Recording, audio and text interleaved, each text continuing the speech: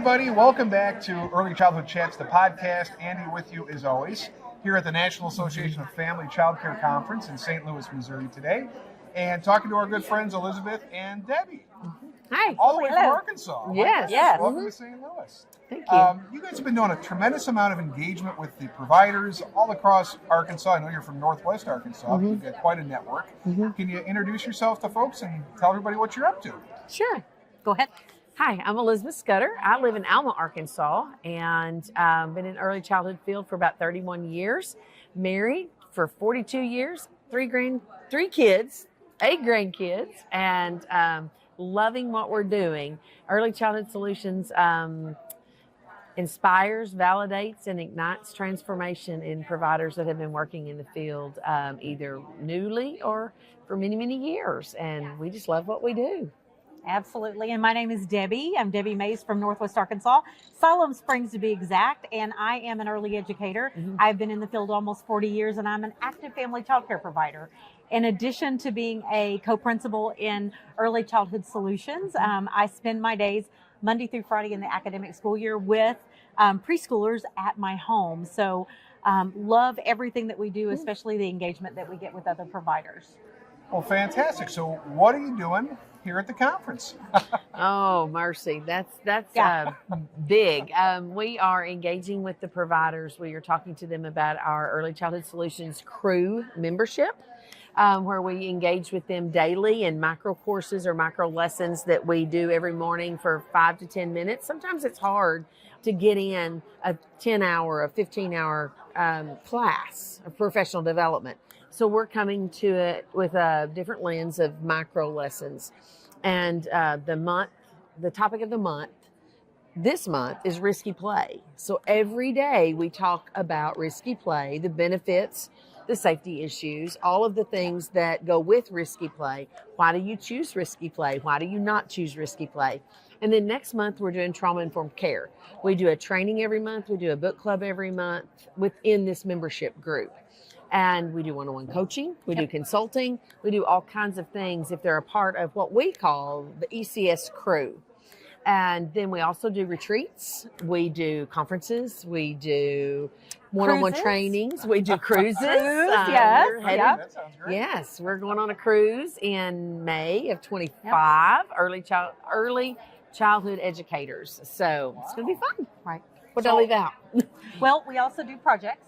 Okay. So we have a project coming up in Arkansas where we are standing up 10 family child care homes from not being regulated through national accreditation within 3 years. One of us will be in each of their homes at least twice a month, doing observations, mentoring, coaching, to make 10 amazing, excellent family child care providers that are offering care in the state of Arkansas. Well, that's awesome. Yeah, we're excited. Yeah. So how long does if I can use the word cohort, how long does kind of the cohort of the crew last? You guys together for a year, 2 years, 6 months? What does that kind of look like? Well, this project will be together 3 years. 3 whole years? Wow. Yeah, okay. and then the crew, they choose that because it's a paid membership. They can. We've had some that have been with us since the day we opened and still are with us, and we have some that come in and out. We have some that come in for a season. So it's just depends on the person and what they need. And did you start this before COVID, after COVID, during COVID? After. Well, 22. We had our first gathering. It's what we call the retreats in July of 22. And then we officially opened Early Childhood Solutions January 1 of 23. Oh, fantastic. Yeah. Well, Just a baby. Just a baby. We work hard. So what are we, and look, you've got your hands full. I don't know how you have time to do all this. It's a lot, but my list isn't laying next to you. I'm an organizer. So talk people through kind of what does a normal day as a family child care provider look like? I mean, in my head, I'm thinking you're getting up at 2 a.m. just to start your day for crying out loud. Yeah, well, I think that's unique to the community that you're in and what you choose to serve.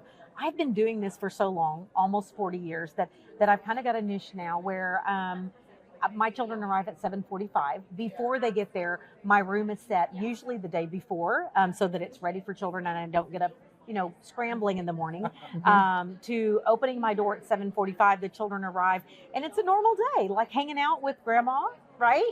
I mean, we play, we go outside, we do cooking experiences. I'm engaging with them. I'm scaffolding the way that they learn, and all of the things that hopefully you'd see in any high quality environment are what happen at my place. We have our lunchtime snack, breakfast. In the afternoons at 2:45, my children go home, and I serve generations of children. Like I had a para that was one of my preschool kids, and that's what you find a lot in family child care homes is they continue to come back because of that strong relationship building that we have. So you kind of talked about it a minute ago. There's a difference, and I know it's state by state. Some are heavily regulated, some aren't really regulated at all, some are accredited, some are not accredited. What's the gold standard look like in family child care in 2024? We would love for them all to be high quality. There's a difference between quality and high quality. Quality you can attain.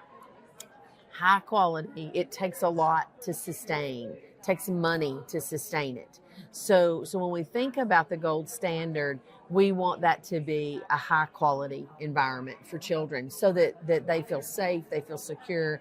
And if that happens, the academia will come naturally when it's time, because we are working on the social emotional component of that and in my idea of an environment that I would want my grandchildren in. Absolutely. Yeah. And I think that's been a real struggle. I mean, I know in Arkansas, as well as many states, we've seen the actual number of family providers shrink over the years, haven't we? Yes. Oh, absolutely, a lot in Arkansas, and we're not really sure why. City code zoning, code enforcement, isolation. Not having that network of people, and hopefully that's something that we're working on. That we can continue to help providers with, is to build that network of support.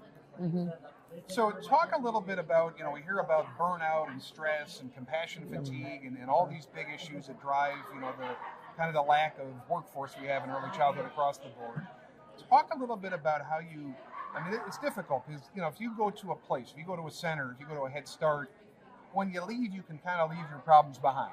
Right. I'm thinking it's a little different for a family provider of how do you kind of separate your personal life from your work life, and if you had a bad day, like it's hard to get away from that, I would think, a little bit more, right? It is, and we do talk about that often in our community, that you can't just pack it away and leave it for the day, but I think that's something unique with family childcare is they become our family, and we find a child-sensitive, appropriate way to say, this is what's going on here today.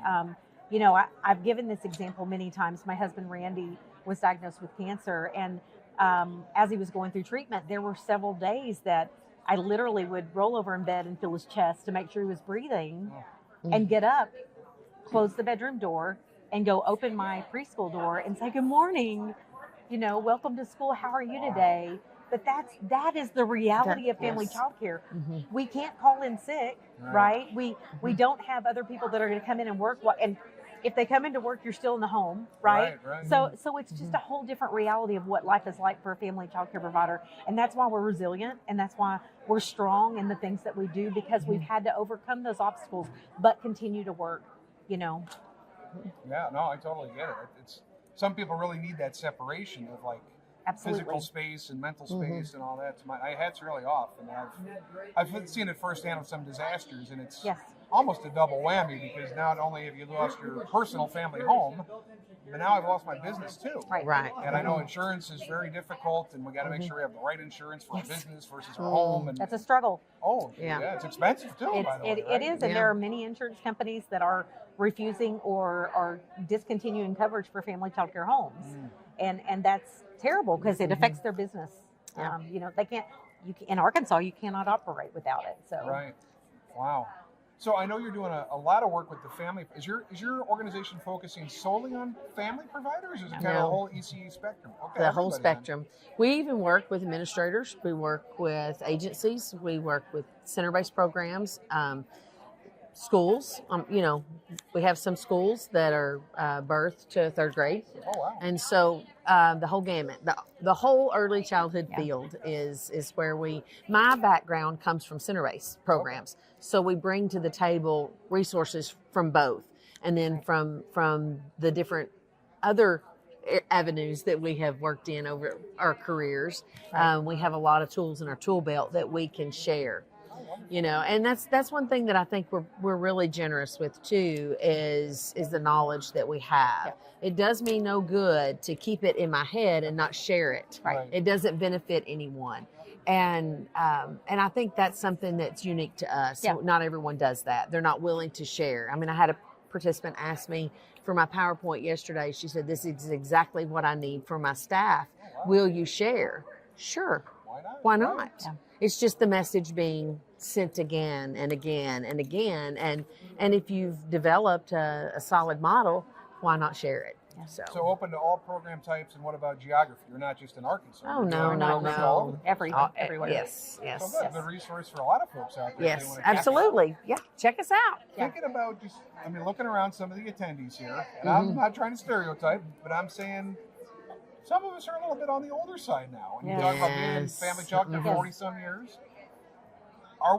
Should we be worried about what's coming in behind us? Absolutely. I don't see a lot of young family childcare Yeah. owner operators here. Yeah. Right. And you have to ask yourself why. Like, Yeah. why? Again, we don't want to be gatekeepers. So Mhm. it's our job to bring those people along behind us Yeah. and teach them the way that we do things and help them to be successful as well. We are not targeting a special demographic in our project, but we did certainly say we need to make sure that we get some younger providers in. Mhm. We want to build those leaders because Yes. if you don't, your legacy dies when you're done, right? Sure. You want those Yeah. people that are younger and they're excited to come in behind you to continue building what you've already built. So I, again, don't know the reason for that other than, Well, you said something a while ago that just sparked a thought to ponder. yeah, We're resilient. Yeah. We come from a generation of people that we had to work. We had to build resilience. We had to build strength. Yeah. We found what we wanted to do and we went after it. And I think that I don't see that as prevalent because people are looking to leap, Yeah. that lateral leap. I've seen that happening. So I think that could be a part of it, or they don't know the reward that they can have from the work that we do. They don't understand that this is an option, that working from my home with my own children and yours is an option. And so there's lots of different reasons, but you got me to thinking about that resilience piece of it and teaching, I don't think I ever told my own kids, suck it up and do it, but I felt like in my generation, that was one of the things that you start it, you're going to finish it. Yeah. You're not going to quit in the middle, Sure. and I love that's made me who I am, so I don't know, maybe it has something to do with resilience. Okay. I don't know. Could be. Could be. Certainly different generations, different challenges. That's it. Different technologies. Yes, Right. absolutely. Different education expectations. I mean, Right. Big part of A it lot of right stuff, there. right? There's a Yeah. lot of options. yeah. I was sure. 40 when I got my first degree because it wasn't an option for me at 18. Right. So, Yep. There's a lot of different reasons that could be. So you've got a really interesting, cross section of the sample size, if you will. Yeah. What are you seeing as some of the big challenges facing our early childhood workforce? wow. How much time do we got? Right. Yeah, I was Right, thinking, what right. do I say here? Well, I think the biggest thing that agencies and legislators are focusing on right now is sustainability, trying to make sure that the people that get in the field stay in, and if they're not staying in, why? A lot of it's burnout. And I don't think all the time we come equipped with business tools. We come equipped with the heart to care for children, but not the business tools to make sure that the model that we're building is going to sustain for 40 years. Right. This is a good business, a lucrative business to be in. But you just have to know how to manage it and how to manage yourself to make sure that you're not getting that burnout and you quit. So, yeah. So really almost the business side of things. How do I deal with accounting and Taxes. I mean, gosh, HOAs I know become a big deal on For family sure. providers, Yes. and you can't out of business because you're in this community and whatnot. And, Mm-hmm. Right. so kind of more of that early childhood piece. It seems like we have down. We get it. We want to work with kids. We care about the kids. We care about the curriculum. But really, that kind of Yep. marketing, finance, taxes, Yes. legal, liability, insurance, Yep. and that's the stuff that I guess takes up a heck of a lot of time that maybe people don't appreciate off the bat, right? Right. I think that's right. I mean, we had someone say this to us. Yeah. I love the children. I love the work, but I don't want to do the business side of it. The admin, right? Yeah, the yeah, admin yeah. kills you, right? Yeah, exactly. 'Cause that's And- what's probably keeping you up till 11, Yeah. 12 o'clock Yeah. at night. You know, the Yeah. kids have been gone for hours, but you're still doing paperwork. And I mean, let's be honest, the regulations have gotten more and more Yeah. and more throughout the years, right? Yeah, So much sure. more regulated. Yeah. Tell us a little bit about the retreats, about the cruise, about all that. I mean, it sounds Yeah. like an awesome time. We always have fun. Wherever we are, we're How did you going come to up have with this fun. idea? This is crazy, right? Goodness, we were on an airplane. 30,000 feet. You Yeah. have wonderful ideas at Yeah, 30,000 feet. and we were just talking and thought, we felt like as we worked with educators that there was a missing piece, that we were missing that personal touch as we talk to them. And we know that you learn more when you have relationships with people. You're going to listen to them. You're going to take the ideas that they give you. But in the course of giving a small training, you don't build that relationship. It's you show up, you give the training, and they leave. You give them handouts. They end up in the back of the car. Then they go to the car wash trash. Yeah, That whole thing. exactly. And we wanted to stop that, and we wanted to build those relationships. But we also noticed as everybody, all of the organizations for early childhood, we're looking at who are we? What do we call ourselves? Like we don't even know. Are we family child care providers? Are we early educators? Are we CEOs? What are we? Nobody really could answer that question. So we just thought, let's have some fun. And so it started out as a hobby, and we invited some of the people that we knew. We started with 10, 12 in Cotter, Arkansas at a Airbnb at a Old bank And an that old had bank. been converted and to we've an learned so Airbnb. much each Does it have a time. vault still? It did. It did. It did. Yeah, we took a picture of it. But what you know what we learned most of all at that one? It had 88 stairs to the top. my Check, goodness. check, and see how Yeah. many stairs you have to walk up to get to the Yeah. Airbnb. So we're kind of bougie. So we set a candlelight dinner on Friday night, and we like for it to be our Our brand. our brand. So we bring our gold chargers and our white plates and all that. So feature us trying to haul like 10 Rubbermaids full of dishes and everything. Up those We stairs. decorate the place, bring our own flowers, everything. Oh, So that's a lot of trips then. yeah, it was a lot of trips. So Yeah. but we spend the weekend just pouring into these people, talking about identity, who you are, why do you teach the way that you teach, why do you do the things that you do. It's just a we dig deeper than we normally would in another training, and then keep in contact with them to see how things are going and Growing relationships. yeah. Well, and you got to think, we always kind of miss this piece. And I Yes. know I love doing trainings for family child care providers because the discussion is the most robust you're ever going to get. It's honest. Oh, it's Yes. very It's honest. very and honest. I feel like, and look, I got a 3-year-old and a 7-month-old. Like, I'm around the kids all day. I'd like to talk to some other adults once in a while, Right. too. Yeah. Yeah. So you feel like you have a lot more robust conversation, a little more deeper conversation. But then you think about all the stuff that everybody went through with COVID. And in many ways, I think the online training has been helpful for family child care because it's been more flexible and they can do it, in different hours and on-demand Right. training, this kind of stuff. But I do get worried, and that's why I was so excited to see what you're doing here. I do get worried about that connection, Yeah. that human connection, that That's right. trust, that look you in the eye, that share, break bread, and share a meal with you. Exactly. So how often, like in your cohorts, in your teams, how often do you guys get together kind of in person? You try to do it once a year, or what do you look for? Well, we just had a retreat last weekend. Yeah. We do it with wow. small groups, so Okay. we try to do only one retreat a month Okay. because We have a family. We have a family. Yeah. We have we have other responsibilities in our business, and so that allows us to not get burnt out in Yep. that, and then for us to be the best version of ourselves for all of the plates that are spinning. Gotcha. So we do. So the first cohort of first retreat, we've come back together with them At Christmas. Yeah. and then one other time. Oh, wow. And so they're constantly wanting to attend. And so sometimes, maybe one of them could come to another retreat and Right. just all kinds of different configurations of that. So we do agencies like the lead team, the lead staff would come with an agency and we would do one whole program, or different providers from all over the state come together. And that's the beauty of this. The first cohort, those ladies did not know each other. One or two knew one or two, but we brought 10 people together that are now lifelong friends, supporting one another through this journey from all over the state of Arkansas. And that's the piece that's so important to us, because we know nationally isolation is the number one reason providers stop providing, because they feel so isolated in the field. And we hope that that one piece will help alleviate that for the people that come. Right. Well, I think that we forget, like, all of my stuff comes back to all the training I've had as an early educator. We know that one of the things that strengthens relationships with children and builds resilience is that network, that village of people. They need more than her and me and you. They need aunts and uncles and neighbors. Yep. That's what builds that resilience, so that if something falls through, there are other people to pick up the pieces, right? But for some reason, we forget that the adults need that as well. Yeah. So that's what we're doing, is building that network, or that village of people, that when they're having a hard time, they can text somebody. Like Elizabeth was our Arkansas Family Child Care Network advisor.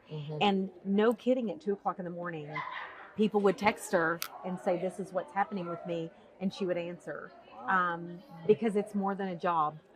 She didn't click her phone off at 5:00. It's more than a job. It's building that relationship and genuinely being with those people, walking through this journey. That's what's going to keep them in it. And that's what builds high quality care. Like, if you want to be smarter, what do? Surround yourself with smart people, right? So if you want to build a high quality family child care home, you surround yourself with people that are already offering that, so that you want to become more like them.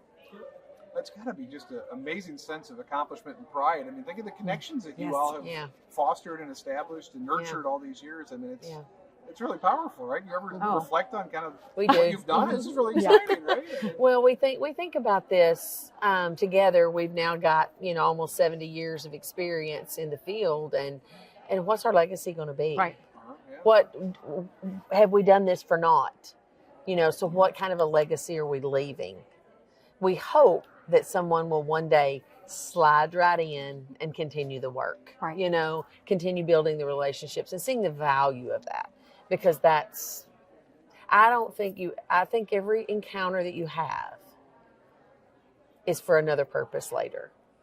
The dots will connect at some point when you meet. We met you. Right. And it came full circle. And so how is that dot going to move and connect to another dot? Right. And I just think that you can build something beautiful when you look at things like, you're going to be a part of my story now, and then that story will be another part of somebody else's story. And you can build legacy like that we are a community of support, a community that's going to continue to support one another. Oh, that's fantastic. So if folks want to get involved, do you say August 1st, we're going to start a new group, or December 1st? How do you kind of come into the program, I guess is what I'm asking. Well, just when you want to come hang out. Well, let's look at the calendar. No. Projects have a date. Yeah. But our actual crew, the people that are in our crew with us that have that ongoing mentoring and support, it's jump in and out whenever you feel comfortable. You need. So, and people join today. Don't skip the cruise. You have to tell them about the cruise. We skip the cruise. I've talked a lot. You tell them about the cruise. I get confused on the details of that, even though I'm the organized person. But I have paid my way, I can tell you that. Yeah. But May 29th through June 2nd of 2025, we are having an early educators cruise, passionate educators cruise. And we already have several friends signed up. We are going out of Galveston to Cozumel, and we're going to have theme nights, and there's going to be swag bags and professional development. So there's going to be a little bit of a tax deduction, right up on that. So this will be our first one, so we're excited. So it's going to be fun. We are going to have fun wherever we go. For sure. We want to renew, rejuvenate, refresh. We want them to get off that boat thinking, wow, that was the best use of my money that I have spent.